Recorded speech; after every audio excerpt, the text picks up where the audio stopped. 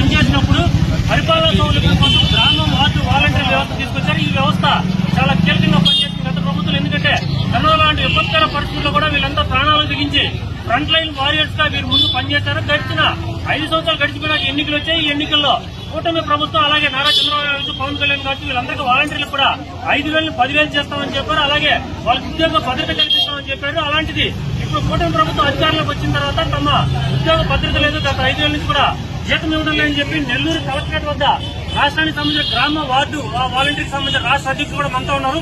వాళ్ళ డిమాండ్ ఏంది, అసలు వాళ్ళు ఎందుకు రోడ్డెక్కారని చెప్పి వాళ్ళు అడిగేటప్పుడు చెప్పండి. మీ పేరేంటి, ఈ రోజు ఎందుకు మీరు ఇక్కడ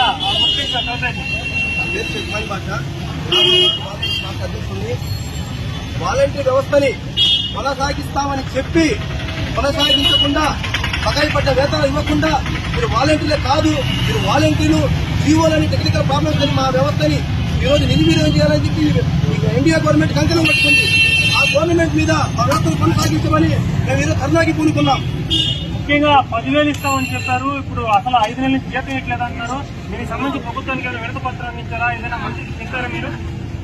అనేక మంత్రుల్ని కలిశాను, మీకు లైవ్ లో కూడా చూపిస్తాను. స్వయాన గౌలాపాల వినయ్ స్వామికి 6 సార్లు కలిశాను, పార్థసారథి గారిని కలిశాను, నారా లోకేష్ గారిని కలిశాను, గుమ్మడి సంధ్యారాణి గారిని కలిశాను. అలాగే